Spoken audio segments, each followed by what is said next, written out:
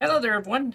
You know who I am, your host, ETTemplar, Supreme Misfit, Professional Dipshit. And before we get into today's video, as always, special thank you to the captain support this channel financially with watch hours, to be active in Discord, Telegram, and literally there all the time. And so special thank you to those people who support live. And so yes, it's been confirmed that there's Korean troops in Russia, which I find it funny in this clip that we're about to watch how they're freaking out about this, and we'll get into it. So here we go. Today, I can confirm that North Korean troops have been sent to Russia and that North Korean military units have been deployed to the Kursk region. The deployment of North Korean troops represents one, a significant escalation in the DPRK's ongoing involvement in Russia's illegal war. Two, yet another breach of UN Security Council resolutions. And three, a dangerous expansion of Russia's war. So let me get this right. Ukraine, with NATO-backed mercenaries, you can look this up, by the way, mercenaries loyal to Ukraine, make an incursion to Kursk, supposedly, and this is unconfirmed, but I've heard that they killed and targeted civilians.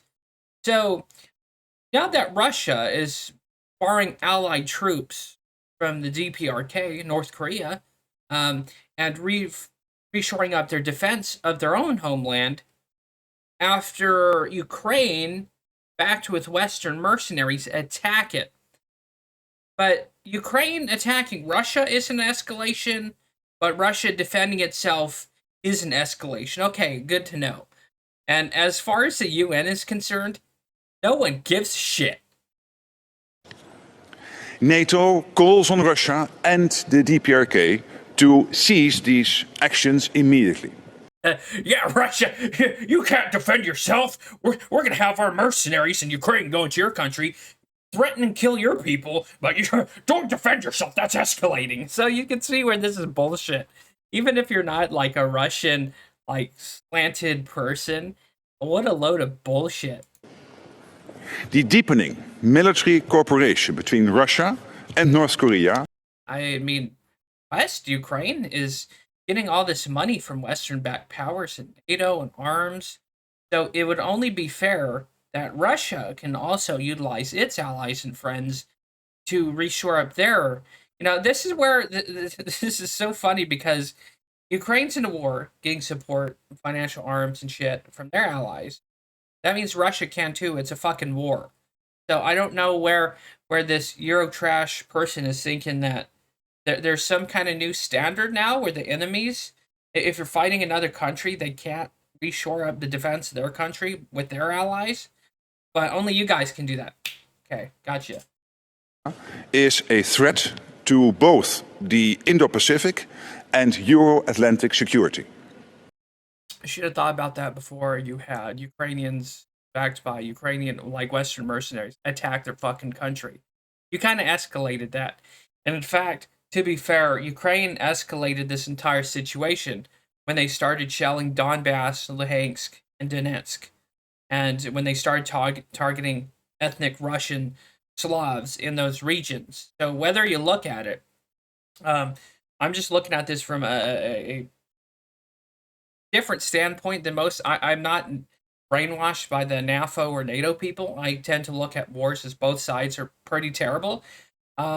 But this wouldn't have happened if Ukraine wasn't so bloodthirsty and so eager to go to war with Ukraine in the first place. And not only that, they violated their own Minsk Accords on behalf of Boris Johnson, a citizen of the United Kingdom. So there was going to be peace until Boris Johnson stepped in and told Ukraine to defy that. So the blame for war is technically on both sides, but I think more so on the Ukrainian side. But that's just my opinion. It undermines peace on the Korean peninsula. and fuels the Russian war against Ukraine. Again, wouldn't be happening if you didn't invade Kursk. And then again, Russia has its national integrity to do whatever the fuck it wants. So if it wants to shore up its borders with DPRK, North Korean troops, it can do that. I don't know where NATO and UN get this idea that they can tell Russia what it can do domestically. This is why I fucking hate the UN, because the UN also tries to tell us what to do domestically with our gun shit. You remember like 5 or 10 years ago, they wanted to ban guns?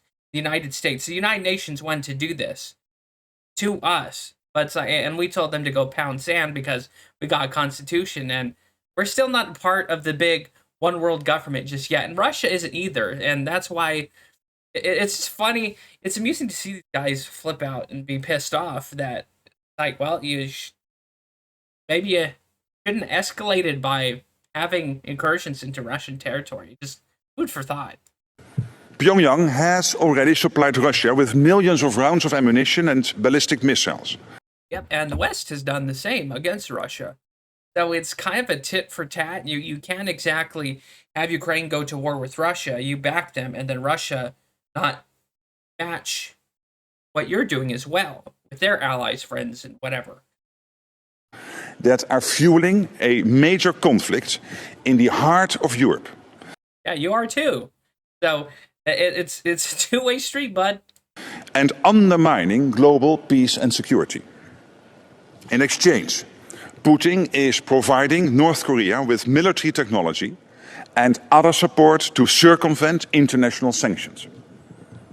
This underlines the importance. So did Germany.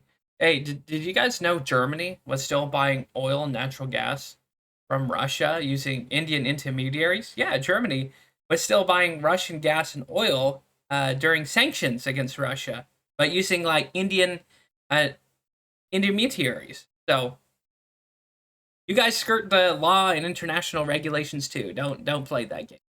Importance of democracies standing together to uphold our values and to face our shared security challenges. But doesn't Russia have right to reassure its defense, national security interests? This is where this is getting beyond parody. the deployment of North Korean troops to Kursk is also a sign of Putin's growing desperation. Over 600,000 Russian soldiers have been killed or wounded in Putin's war, and he is unable to sustain his assault on Ukraine.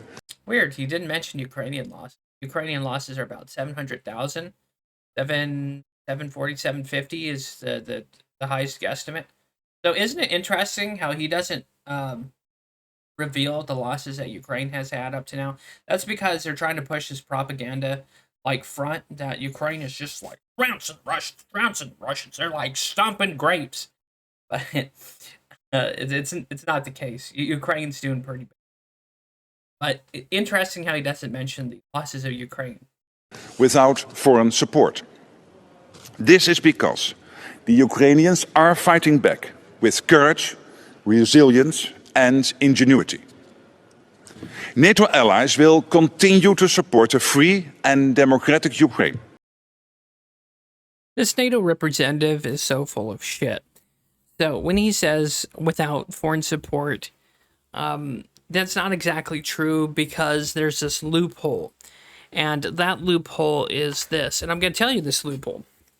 So there are Western-backed soldiers who are mercenaries or military contractors that are retired. So they're technically freelance, but they're still aiding and abetting in the war in Ukraine. They're aiding and abetting the Ukrainians. So when he says without foreign support, that's absolute lies. Not only that, Ukraine and Russia has been utilizing foreign mercenaries. It's just a thing of war. Mercenaries have been around since the time of Rome. So it also adds plausible deniability. I know Ukraine and the CIA has been paying people $2,000 a month to fight in service for Ukraine. So the fact that he says without foreign support is an abhorrent lie. But then again, you know, this guy is NATO. He's going to like force feed you propaganda bullshit. He's gonna gas you up thinking that Ukraine's winning. And not only that, um, the North Korean troops also adds a diplomatic layer of protection. Now that vulnerable section of Kursk, he now has those DPRK North Korean troops, which if some stray shell lands over there and the Koreans can prove that it's killed or maimed Korean troops, that means that's an active war against Korea or North Korea, and that would probably lead to Korean conflict and escalation to World War III. So Putin's smart. He's no dummy. This whole North Korean troop thing is not just it's definitely not because Russia's all losing and they're vulnerable. They're doing so bad. They need to bring in Koreans. No, Putin is one smart motherfucker, and he's going to use these guys as a diplomatic shield, another layer of diplomatic defense. And now Ukraine is going to have to tiptoe around that because that can lead the greater Western powers into war. Now, of course, he kind of said, "Oh, this destabilizes the Asian Pacific." Yeah, if you dumbasses, and it's proven that you dumbasses hit North Korean infantry and troops, kill or maim them, and it's proven with American hardware or Western hardware, you guys are in deep shit. And you're seething because Putin's got you by the balls on this one. So one more thing I'll focus on before I leave is he said, for the democracy and freedom of Ukraine, which makes me laugh. It makes a lot of other commentators laugh because we know Zelensky's people have been torturing, killing, murdering journalists, dissidents. He's suspended his fucking election, so he's kind of made himself de facto dictator. And of course, the third one, and the most important one to me, is he's banned and persecuted Orthodox Christians. And a country that seizes power and calls themselves a dictator, kills and tortures dissidents, and persecutes Christians is not a good side, in my opinion. So the NAFO or NATO people, you can see them all you want about my opinion on this, but you know it. You know in your conscience that a dictator who suspends elections is not good. A leader that persecutes, kills, and tortures journalists is not good. And thirdly, again, to hammer this in, a leader that persecutes Christians is not good either.